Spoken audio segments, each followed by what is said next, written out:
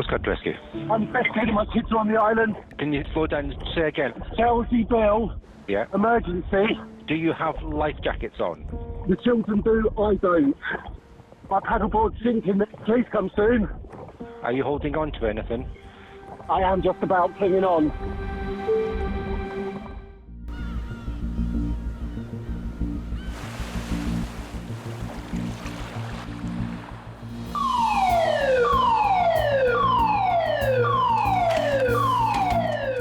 Normally, the crew would turn up and then we'd select the crew that go. But on this occasion, it was what's classed as an immediate launch, which is where you pick whoever turns up first, because there is a desperate need to get that boat in the water as quickly as possible.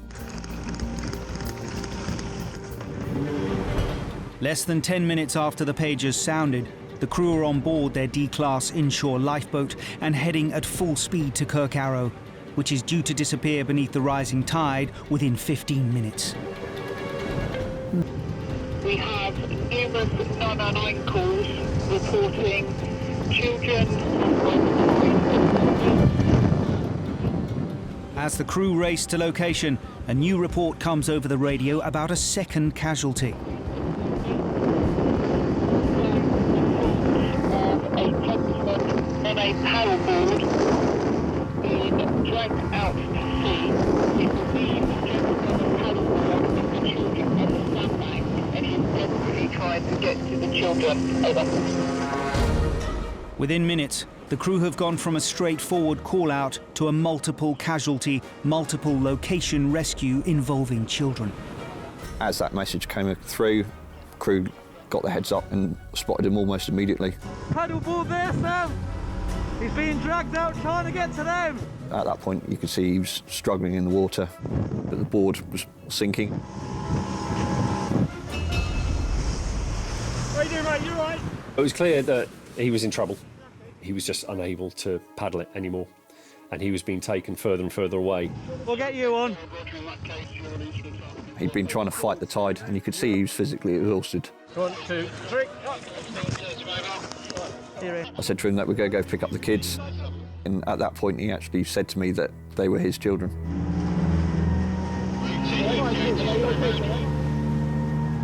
I definitely felt afraid. The main thing I was focused on was, are the kids going to be safe? The crew established that Russell does not require medical attention as they head to his 2 children and a group of teenagers who have swum out to help on the rapidly dwindling sandbank. Salient Coast Guard, Celsius B, we are just getting to the casualties now, over. The children were little, and it was definitely a shock to see children of that age in a position where they're in such danger. We jumped out and immediately reunited them with their father.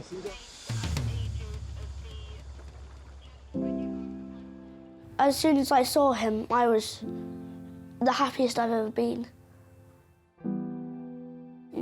It's just so scared. I thought I'd never see him again.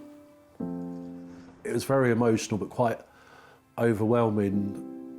Just that feeling of all being back together again and knowing that it's over, you know, we're going to be safe.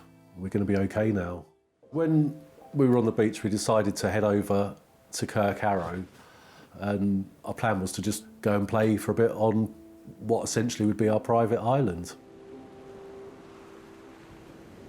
They paddled out on 2 boards, but as Russell reached the sandbank, he realised Hannah was struggling with hers and went back to help. They swapped boards, so my cousin could get back to the shore, but my dad was getting pulled away by the current. I was paddling, and I was thinking, hang on a minute, the kids are getting further away from me, and I think it was at that point I knew we were in trouble.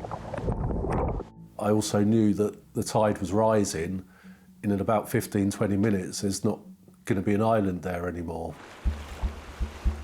I feel the island was shrinking quite fast, and I started to get a bit scared of the sea. But I could just see the 2 of them, the silhouettes, just both standing, staring at me. I think what really upset me was what was going through their minds at the time, seeing their dad being, you know, dragged out to sea. I had my phone with me in a dry bag, and I still don't know how I managed to do it, but I managed to call the Chelsea Coast Guard. While Russell was calling 999, Hannah made it back to shore where the group of teenagers had spotted the drama unfolding out on the sandbank. One of the people I was with said, guys, are you seeing this? And we all sort of said, yeah. Well, they look a bit, I don't know, alone. There's no one with them. The beach was about 400, 500 metres away, which is 8 lengths of an Olympic-sized 50-metre pool. So, you know, asking a very young child to do that in the sea with strong currents, and it's just near impossible. As the kids couldn't swim to shore, Fergus and his friends decided to go to them instead and stayed with them on the shrinking sandbank until the lifeboat arrived. I just felt so glad they were here. It's just, whenever they said really nice things like, your dad will be safe and don't worry, I got less scared. Yeah, so we'll land these guys on the beach, and then we'll come back and get you guys, all right? And then we'll shuttle you to the beach with your gear and all the rest of it, and then we'll go find...